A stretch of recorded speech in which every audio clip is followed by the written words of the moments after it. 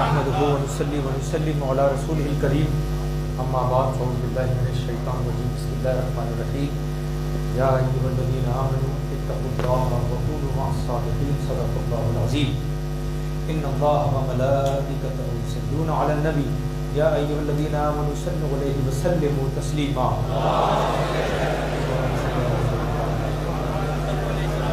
وعلى اله وصحبه اجمعين برحمتك يا ارحم الراحمين.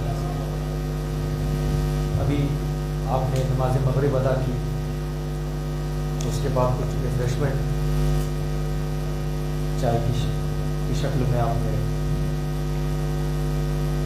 لیا ہے. اب جس سیشن کی طرف ہم جا رہے ہیں یہ بالکل سمجھ جائیے کہ جو طریقہ غوث و خواجہ نے اپنی خانقاہوں سے بیان کیا ہے وہ مراقبہ و محاسبہ، اپنا حساب. ہم نے نماز پر گفتگو کی اور سچ بات یہ ہے کہ دوستوں اگر 5 وقت آپ کو مل گئی اور ایسا نہیں کہ آپ اپنی زندگی میں نماز کو لا رہے ہیں، نماز کے ارد گرد اپنی زندگی گزاریے. آپ میری بات سمجھ؟ ہم نے ایسے ایسے اولیاء اللہ اور ایسے ایسے صالحین کی صحبت میں اپنی بات کرتا ہوں گزارا ہے کہ جو فلائٹ بھی لیتے تھے تو ٹکٹ بک کرنے سے پہلے نماز کا وقت دیکھتے تھے کہ میں ٹیک آف کب ہے، لینڈنگ کب ہے، اور کون سی نماز اگر اس میں ایسی فلائٹ ملتی چاہے وہ مشکل ہو یا لمبی ہو یا ادھر سے جاتی ادھر سے جاتی، لیکن دیکھتے کہ اگر نماز مل رہی ہے تو وہی فلائٹ لیتے. تو مجھے مولانا غلام سید صاحب ایک قصہ یاد آیا، پتہ نہیں میں بیان کروں کہ نہ کروں، بڑا خوبصورت قصہ تھا. وہ میرے دادا پیر اور حضور شیخ طریقت کے پیر و مرشد سرکار کلا سید مختار اشرف اشرفی جیلانی، ان کا ایک قصہ یاد آیا. میں کوئی کتاب ان کی سوانح حیات پہ پڑھ رہا تھا تو اس میں ایک قصہ بیان کیا گیا اور اس قصے سے جو میں نے اخذ کیا ہے وہ میں آپ کے سامنے رکھنا چاہتا ہوں. قصہ یہ ہوا کہ آپ کی طبیعت تھوڑی خراب ہوئی، تھوڑے علیل ہوئے.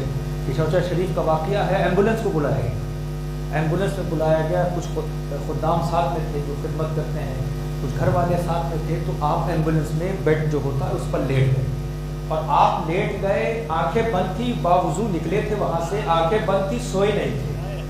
اب ایمبولینس چلتی ہے تو جو راوی ہے وہ بیان کر رہے تھے کہ چاروں طرف سے ڈھکی ہوئی تھی، باہر کیا چل رہا ہے، کون سا موسم ہے، سورج کس ڈائریکشن پہ ہے، ہوا چل رہی ہے، بارش ہے، بدلی ہے، کوئی خبر نہیں، اس لیے کہ ایمبولینس ڈھکی ہوئی تھی. اتنے میں حضرت سرکار کلا کہتے ہیں کہ میرے خیال سے ایمبولینس کو روکا جائے، عصر کا وقت ہو گیا ہے، عصر کا وقت ہو گیا ہے. جیسے حضور سرکار نے کلا نے کہا عصر کا وقت ہو گیا ہے، فوراً مؤذن نے اذان دی. اب یہ لوگ بھی تعجب میں آئے، ان لوگوں نے وضو کیا، سوچا ہو سکتا ہے کہ حضرت کو اندازہ یا خیال ہو گیا ہو کہ اس وقت ظہر پڑی تھی، اب عصر اس وقت ہونی چاہیے. بہرحال پھر سرکار کلا نماز پڑھ کر لیٹ گئے اور پھر یہ معاملہ آگے چلتا گیا اور پھر آگے آگے بڑھے. ایمبولینس ڈھکی ہوئی تھی، وقت کا اندازہ نہیں. اتنے میں سرکار کلا نے کہا ایسا ہے ایمبولینس کو روک دو، مجھے پورا یقین ہے مغرب کا وقت ہو گیا ہے. جیسے انہوں نے کہا مغرب کا وقت ہو گیا ہے، فوراً مؤذن نے اذان دی مغرب کی. اور یہ لوگ حیرت میں تھے کہ ایمبولینس ڈھکی ہوئی، نہ باہر دیکھ پا رہے ہیں، نہ موسم دیکھ پا رہے ہیں، نہ بادل کو دیکھ پا رہے ہیں، نہ آسمان کو دیکھ پا رہے ہیں، نہ سورج کو دیکھ پا رہے ہیں. حضرت کو کیسے معلوم ہوا؟ تو اسے حضوریہ قلب کی نماز کہتے ہیں کہ جب دل سے کوئی نماز پڑھتا ہے اور نماز سے اسے انسیت ہو جاتی ہے، نماز سے قریب ہو جاتا ہے، نماز سے ایسا رابطہ ہو جاتا ہے تو پھر اسے وقت دیکھنے کی ضرورت نہیں بلکہ وہ نماز کے ارد گرد اپنی زندگی گزارتا ہے. اب یہیں سے حضرت سرکار کلا کا مقام دیکھ لو کہ جو انسان گھڑی دیکھ کر نماز کا وقت بتائے وہ مومن اشرف ہوتا ہے، اور جو نماز کے وقت سے گھڑی کا وقت بتا دے وہ مختار اشرف ہوتا ہے.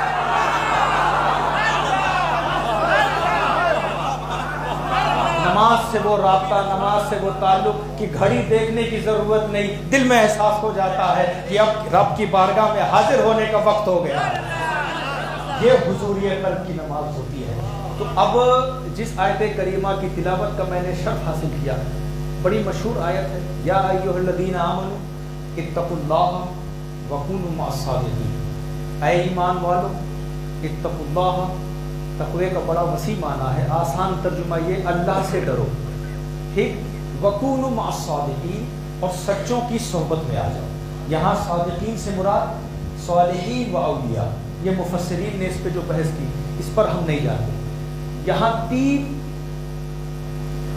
बुनियादी उलूम का जिक्र है।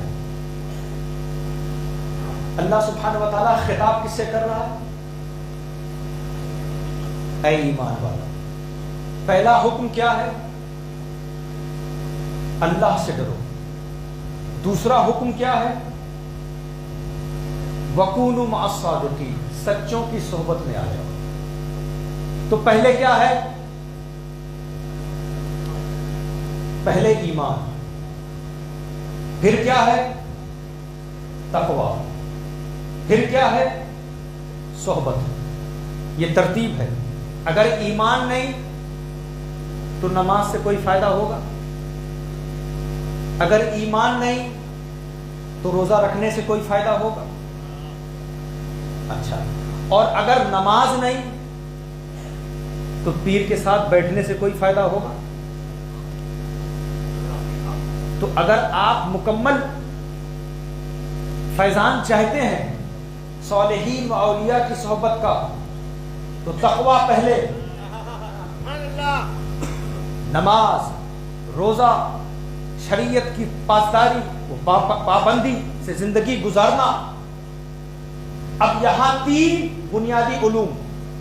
एक ईमान, इसका ताल्लुक इल्म कलाम से है,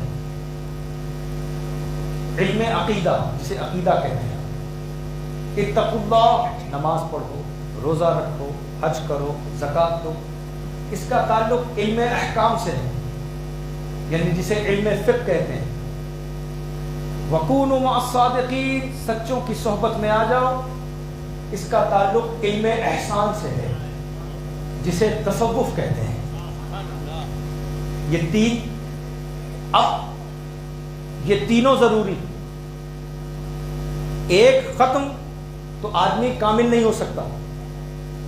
ईमान भी जरूरी, तकवा भी जरूरी, और सोहबत भी जरूरी। अब आप इस पर गौर करिए कि हमने नमाज का जिक्र किया, ठीक। अब यहीं से आप समझते चलिए कि नमाज किसकी इबादत है और किसकी सुन्नत है। ये अकीदा तौहीद और रिसालत,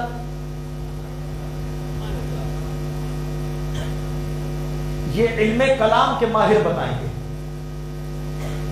नमाज कैसे पढ़नी है, ये इल्म अहकाम के माहिर बताएंगे। और नमाज में दिल कैसे हाजिर करना है, ये इल्म एहसान के माहिरीन बताएंगे। यानी आसान करूं, और नमाज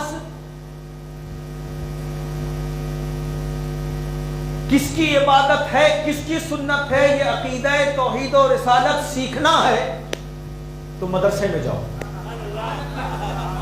नमाज पढ़नी है तो मस्जिद में आओ, और नमाज में दिल को हाजिर करना है तो खानकाह में जाओ। और भी मैं आसान तरीके से बयान कर दूं आपके लिए।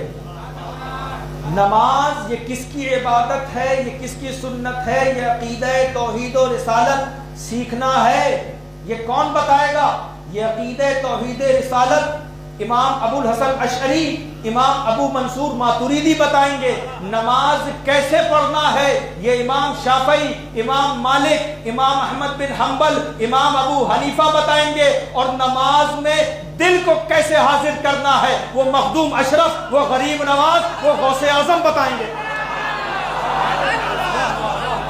वकूनू मअस-सादिक़ीन, سچوں کی صحبت میں آ جاؤ.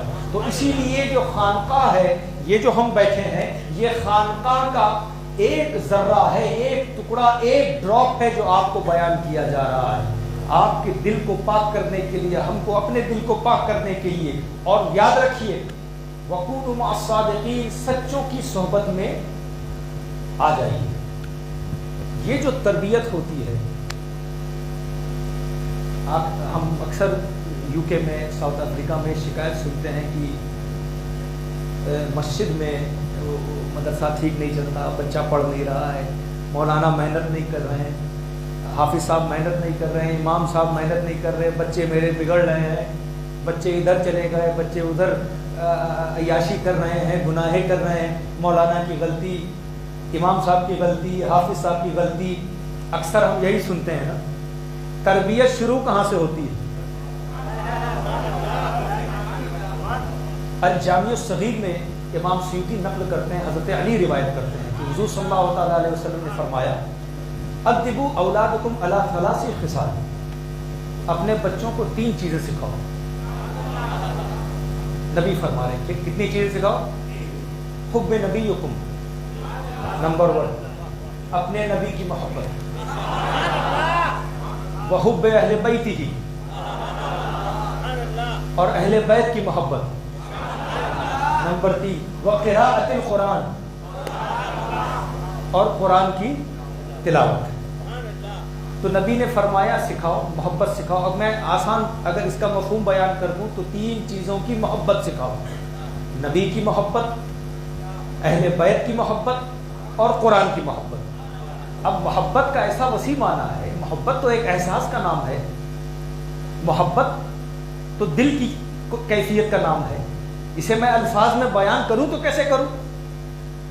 نہیں سمجھے؟ میرا جو محبوب ہے وہ میرا ہے، میں آپ کو کیسے سکھاؤں کہ اسے اپنا محبوب بناؤ؟ بھائی میں کسے چاہتا ہوں اسے میں چاہتا ہوں، میری جو چاہت ہے وہ میری چاہت ہے. میں کیسے آپ کو بھی اس چاہت میں شامل کر لوں، یا آپ کو سکھاؤں کہ اس کو کیسے محبت کرنا؟ میری پسند میری پسند، آپ کی پسند آپ کی پسند. لیکن حکم ہو رہا ہے کہ سکھاؤ بچوں کو، نبی کی محبت سکھاؤ، اہل بیت کی محبت سکھاؤ، قرآن کی محبت سکھاؤ. تو اس پر صوفیہ اپنی خانقاہ سے تم کو سمجھانے کے لیے ایک بات بتاتے ہیں. اب خانقاہی بات سن لو. یہ تو بات ہو گئی، حدیث میں نے پڑھ دی، اس ترجمہ بھی بیان کر دیا. اب آؤ چلو خانقاہ کی طرف اور پوچھیں غوث و خواجہ سے، آپ بتائیے کہ اس پر عمل کیسے کریں. آپ مجھے بتائیے، آپ بھاؤ نگر میں رہتے ہیں، آپ کے گھر میں بچے ہیں کہ نہیں ہیں؟ آپ کے گھر میں بچے، آپ کے بچے کون سی زبان بولتے ہیں؟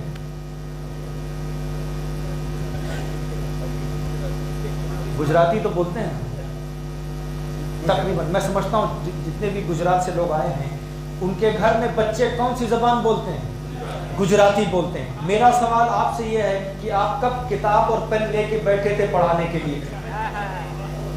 آپ نے کب بورڈ اور مارکر اور گرامر لیا اور گجراتی اپنے بچوں کو بولنا کب سکھایا؟ کب کتاب لے کے بیٹھے تھے؟ کب گرامر کی کتاب لے کے بیٹھے تھے؟ کب آپ گجراتی لینگویج کی کتاب لے کے بیٹھے تھے؟ تو آپ کہیں گے ہم بیٹھے نہیں تھے، ہم بولتے رہے، وہ سنتے رہے، وہ سنتے رہے، وہ بھی سیکھتے رہے، آج وہ بھی بول رہے ہیں. تو صوفیہ اکرام فرماتے ہیں یہاں جو نبی نے حکم دیا کہ اپنے بچے کو نبی کی محبت، اہل بیت کی محبت اور قرآن کی تلاوت سکھاؤ، تو حکم ماں باپ سے ہے کہ تم محبت کرو، نبی سے محبت کرو، اہل بیت سے محبت کرو، قرآن کی تلاوت کرو. تمہارے بچے دیکھیں گے، سنیں گے، وہ بھی محبت کریں گے.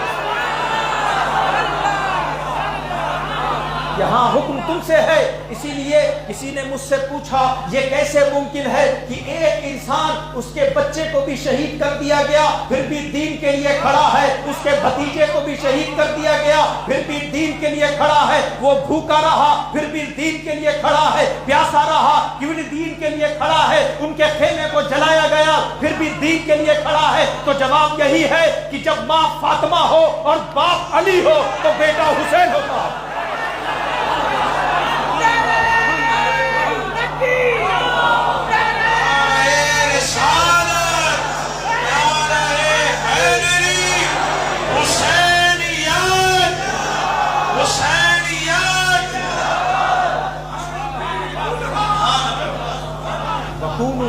الصادقین. جب ماں باپ درست ہوں گے تو بچے پھر ویسے ہی نکلیں گے.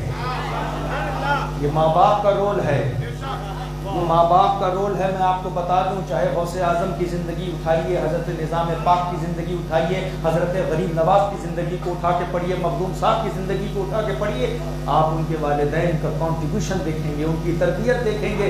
جب ماں باپ بلند ہوتے ہیں تو پھر ایک عبد القادر جیلانی پیدا ہوتا ہے، پھر ایک غریب نواز پیدا ہوتا ہے. یہ شروع سے تربیت ہے. مسجد میں تو بعد میں آتا ہے، کمیونٹی میں تو بعد میں آتا ہے. اور یاد رکھیے وَكُونُوا مَعَ الصَّادِقِينَ، یہ صحبت اہم ہے. اسے اگر آپ حضور کی حدیث کا مفہوم یہ ہے کہ اچھی صحبت تو یہ ہے کہ عطر کی دکان میں جانا، کچھ خریدا نہ خریدا خوشبو تو لے کر آؤ گے، خوشبو تو لے کر آؤ گے نا. اب یہ جو مرکز صحبت و تزکیہ ہے وہ خانقاہ ہے. مسجد بھی ہے، مدرسہ بھی ہے، خانقاہ بھی ہے. اپنے اپنے اصول ہیں، اپنے اپنے معاملات. وہی پہلے زمانے میں تو جو مسجد تھی وہی خانقاہ تھی، وہی مدرسہ تھا. اب یہ الگ الگ معاملات ہو گئے ہیں، لیکن تینوں جگہ پر نبی کی بات ہوتی ہے، نبی کا ذکر ہوتا ہے، نبی کی تعلیمات کو عام کیا جاتا ہے. بنیادی طور پر میں آپ سے یہ بتانا چاہتا ہوں کہ یہ جو تصوف کی بحث ہے، یہ تصوف کیا ہے، یہ شے کیا ہے؟ قادری، چشتی، اشرفی، نظامی، رضوی، برکاتی، نقشبندی، سہروردی، رفاعی، یہ سلاسل کیا ہے؟ ان کا مقصد کیا ہے؟ ہم نے تصوف کا اپنا ایک معنی بنا لیا ہے. جتنے لمبے ناخن، ہاتھوں میں 10 انگوٹھیاں، گلے میں موٹی سی تسبیح، بڑے بڑے بال، گندا کپڑا، اور وہ صاحب اپنا مست ہیں، پتہ چلتا ہے صوفی صاحب آ رہے ہیں. یہ تصوف کیا ہے؟ یہ جو صوفی حضرات ہیں یہ کون تھے؟ یہ قادری، چشتی، اشرفی، رضوی، نظامی لکھنا بڑا آسان ہے. فلاں صاحب اشرفی، فلاں رضوی، فلاں برکاتی، فلاں نقشبندی، فلاں رفاعی، لکھنا آسان ہے، بننا بہت مشکل ہے. اب والد صاحب حضور شیخ طریقت نے جو پیغام دیا 90s سے کہ اصل تصوف خانقاہیت کا نام ہے. کس کا نام ہے؟ خانقاہیت کا نام ہے، درگاہیت کا نام نہیں.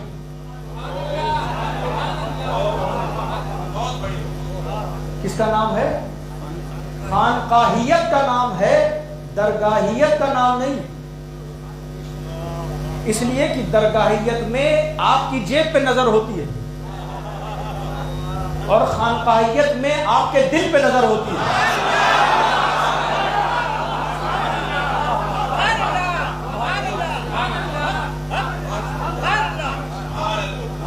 اب پتہ نہیں یہ جملہ آپ سمجھے کہ نہیں، کہ درگاہیت میں محض پھول چڑھایا جاتا ہے، چادر پیش کی جاتی ہے. درگاہیت میں محض پھول چڑھایا جاتا ہے اور چادر پیش کی جاتی ہے، اور خانقاہیت میں پیر کی صحبت میں بیٹھ کر خود پھول کی طرح مہکا جاتا ہے اور دوسروں کے عیبوں پر چادر چڑھائی جاتی ہے.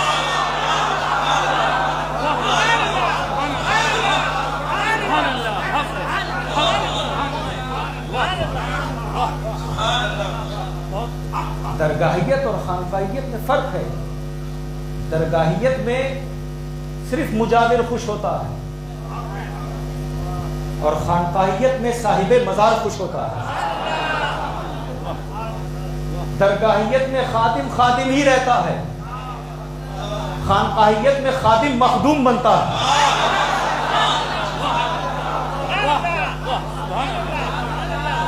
درگاہیت میں زائرین جاتے ہیں، زائرین نکلتے ہیں. درگاہیت میں زائرین جاتے ہیں، زائرین نکلتے ہیں اور خانقاہیت میں معین الدین جاتے ہیں، غریب نواز نکلتے ہیں۔ یہ تصوف اس کا نام نہیں ہے کہ میں نے یہ پہن لیا میں صوفی ہو گیا۔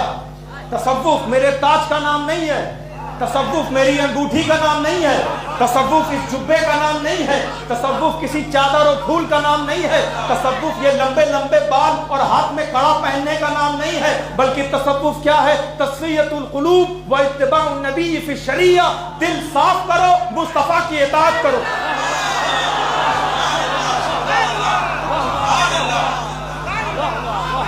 دل صاف ہو، نبی کی شریعت پہ چلو، ان کی سنت پہ چلو، اسے تصوف کہتے ہیں۔ دوسروں کو معاف کرو، دوسروں پر رحم کرو، دوسروں کو کھانا کھلاؤ، دوسروں کو پانی پلاؤ، والدین کی عزت کرو، بڑوں کی عزت کرو، اسے صوفی کہتے ہیں۔ تم اگر نبی کی شریعت پہ چلو گے، ان کی سنت پہ چلو گے اور ان تمام معاملات میں ان کی اطاعت و اتباع کرو گے تو تم کہیں بھی رہتے ہو، تم کسی بھی رنگ میں رہتے ہو، کوئی سا بھی جبہ پہنتے ہو، کوئی سی بھی ٹوپی پہنتے ہو، کسی پیر کے مرید ہو، تم صوفی ہو۔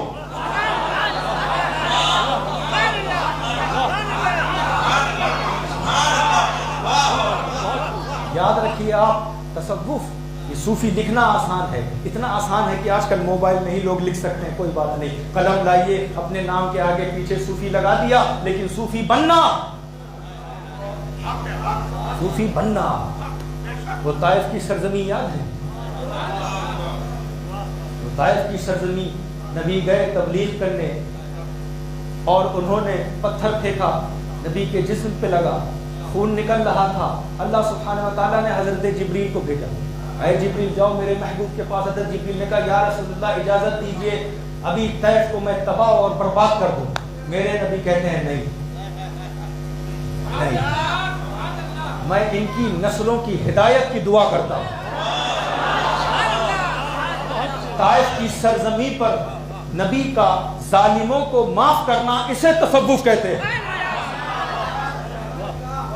تصوف جناب اسے معمولی نہ سمجھیے، تصوف صدیق کی صداقت کو تصوف کہتے ہیں، فاروق اعظم کی عدالت کو تصوف کہتے ہیں، عثمان غنی کی سخاوت کو تصوف کہتے ہیں، حضرت مولا علی کی شجاعت کو تصوف کہتے ہیں، فاطمہ زہرا کی طہارت کو تصوف کہتے ہیں، جناب حضرت سیدہ زینب کے صبر کو تصوف کہتے ہیں، امام حسن کی حکمت کو تصوف کہتے ہیں، حسین شہید کربلا کی شہادت کو تصوف کہتے ہیں، داتا حجویری کے علم کو تصوف کہتے ہیں، غوث جیلانی کی ولایت کو تصوف کہتے ہیں، نظام الدین اولیاء کے خدمت خلق کو تصوف کہتے ہیں، مخدوم اشرف جہانگیر سمنانی کے سفر کو تصوف کہتے ہیں، بابا فرید کے تقوی کو تصوف کہتے ہیں۔ تم کو تصوف یہ جبے اور یہ انگوٹھی اور یہ بال اور یہ جبے کبے اور یہ رومال اور رنگ میں نہیں ہے، بلکہ تم کو تصوف دیکھنا ہے تو اجمیر کے تاجدار کو دیکھو۔ حضرت غریب نواز معین الدین چشتی جب ہندوستان آئے تو وہ جبہ لے کے نہیں آئے، وہ یہ رومال لے کے نہیں آئے، بڑی بڑی انگوٹھی لے کے نہیں آئے، نبی کی صفات لے کے آئے، نبی کے اخلاق لے کے آئے۔ اسی لیے جب لوگوں نے غریب نواز کو دیکھا یاد مصطفیٰ کی آئی، غریب نواز کے اخلاق کو دیکھا یاد مصطفیٰ کی آئی، غریب نواز کی تبلیغ کو دیکھا یاد مصطفیٰ کی آئی، اور اتنی یاد آئی کہ 90 لاکھ نے کلمہ پڑھ لیا، اور صبح قیامت تک ہم یہی کہتے رہیں گے کہ سبز گنبد کا منظر ہے پیش نظر، یاد طیبہ کی آتی ہے اجمیر میں، آفتاب رسالت مدینے میں ہے اور کرن جگمگاتی ہے اجمیر میں۔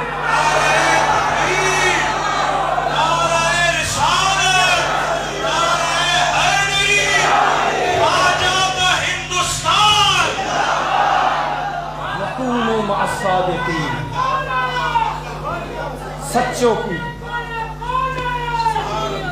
سچوں کی صحبت میں آ جاؤ۔ وَكُونُوا مَعَ الصَّادِقِينَ۔ میں ایک قصہ، دیکھیے میں جانتا ہوں آپ لوگوں کا مزاج، اگر ہم ایسے علماء کا ذکر کریں کہ جن کے بارے میں آپ نے پڑھا نہیں تو آپ کہہ رہے ہیں تو مولویوں کی بات کر رہے ہیں، ایسے لوگوں کی بات کرو جن کو آپ واقعی مانتے ہیں۔ حضرت مخدوم اشرف جہانگیر سمنانی اپنے وقت کے غوث ہے نا۔ اب ہماری بنیادی طور پہ تو ہم یہی چاہتے ہیں کہ بھائی حضرت کی انگوٹھی مل جائے، ہے نا، حضرت کا رومال مل جائے، حضرت کا جبہ مل جائے، اب اسی پہ نظر رہتی ہے نا، حضرت کی خلافت مل جائے، کوئی بھی حضرت، لیکن میں آپ کی فکر کو بتا رہا ہوں، ایسا ہو گیا کہ نہیں؟ جو واقعی خلافت کے لائق ہیں انہیں خلافت ملنی چاہیے، اس سے کسی کو اختلاف نہیں، لیکن مٹھائی کی طرح بٹنی بھی نہیں چاہیے۔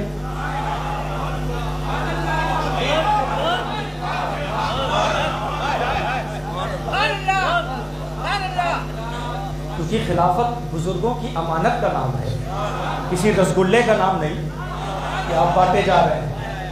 بہرحال وہ اپنی چیز، لیکن ہماری فکر کہاں تک آ گئی؟ حضرت آپ جانے بھائی دیکھیے حضرت کی ہے، حضرت کی ہے، اور کیا حضرت سے لیا تو یہی لیا ہے،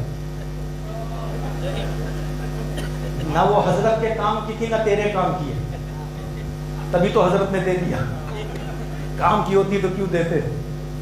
اب آپ غور کریے، حضرت مخدوم اشرف جہانگیر سمنانی سمنان کے تخت کو چھوڑ کر پنڈوا شریف تشریف لے گئے، اور وہاں تشریف لے گئے حضرت شیخ علاؤ الحق پنڈوی جو ان کے پیر و مرشد ہیں، ان کی صحبت، ان کی نظر میں اپنی زندگی گزار رہے، مجاہدہ کر رہے، مراقبہ محاسبہ کرتے کرتے ایک ایسا مقام آ گیا کہ شیخ علاؤ الحق پنڈوی بڑے خوش ہوئے، سوچا اپنے مرید صادق کو بلایا جائے۔ حضرت مخدوم صاحب کو بلایا، کچھ ان کے پاس تبرکات تھے، کچھ اپنا جبہ تھا، کچھ صدری تھی، کچھ رومال تھا۔ کہا اشرف میں تمہاری محنت سے اور جو تم مجاہدہ کر رہے ہو، تم مراقبہ محاسبہ کر رہے ہو، میں بڑا خوش ہوا، لو میں یہ تمہیں تحفہ دیتا ہوں۔ حضرت مخدوم صاحب اسے لے گئے، حضرت مخدوم صاحب لے گئے، دیکھا دوسرے دن اپنی خانقاہ میں عبادت کر رہے تھے، اپنا تزکیہ کر رہے تھے، ایک غریب آ گیا، فقیر نے کہا حضرت میرے پاس کچھ نہیں، نہ مال ہے نہ کچھ ہے، نہ کھانے کو ہے۔ مخدوم صاحب نے وہ تمام تبرکات اسے دے دیا،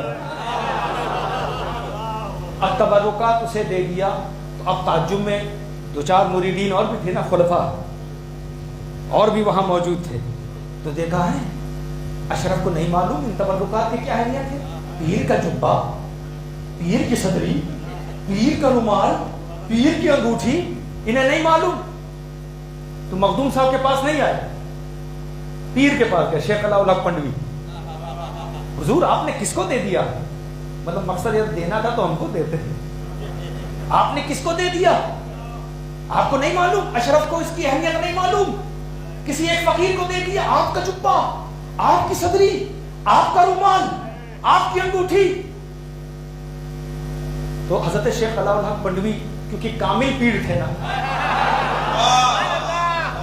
تو اپنے کامل مرید کے تعلق سے کہا دیکھو ایسا ہے، اشرف جو ہیں کوئی کام بے معنی نہیں کرتے ہیں، اگر یہ دیا ہے تو کوئی نہ کوئی حکمت ہے، میں نے ان کو دے دیا وہ ان کا ہو گیا، اب وہ کسے دیتے ہیں تو سوال بھی ان سے کرو، میں نے ان کو دے دیا وہ ان کی چیز ہے، انہوں نے جس کو دیا آپ ان سے سوال کرو۔ تو مخدوم صاحب کی بارگاہ میں وہ سب حاضر ہوئے، کہا سید اشرف ہم جانتے ہیں آپ سمنان کے بادشاہ تھے اور ترک سلطنت کر کے آئے ہیں، کیا آپ کو نہیں معلوم کہ پیر کے جبے کی کیا اہمیت ہے، پیر کے رومال کی کیا اہمیت ہے، پیر کے صدری کی کیا اہمیت ہے؟ تو مخدوم صاحب نے کہا میں اہمیت جانتا ہوں، ایسا نہیں ہے، لیکن بات کیا ہے، یہ جو جبہ تھا، یہ جو صدری تھی، یہ جو رومال پیر کا تھا، یہ عین شیخ ہے یا غیر شیخ؟ یہ عین شیخ ہے یا غیر شیخ؟ یعنی یہ پیر کا جبہ ہے کہ خود پیر ہے؟ تو کہا نہیں خود پیر تو نہیں، پیر کا جبہ ہے۔ کہا یہی فرق ہے مجھ میں اور تم میں، تم پیر کا لباس چاہتے ہو، میں پیر کی صفات چاہتا ہوں، تم پیر کی صدری چاہتے ہو، میں پیر کا اخلاق چاہتا ہوں، تم پیر کا رومال چاہتے ہو، میں پیر کا کردار چاہتا ہوں۔ اور یہ کہہ کے مخدوم صاحب نے بتا دیا کہ دیکھو اسی لیے تم میں اور مجھ میں فرق ہے کہ تم لباس چاہتے ہو، میں صفات چاہتا ہوں، اور یہی فرق ہے کہ میں نے اپنے پیر کی صفات اپنے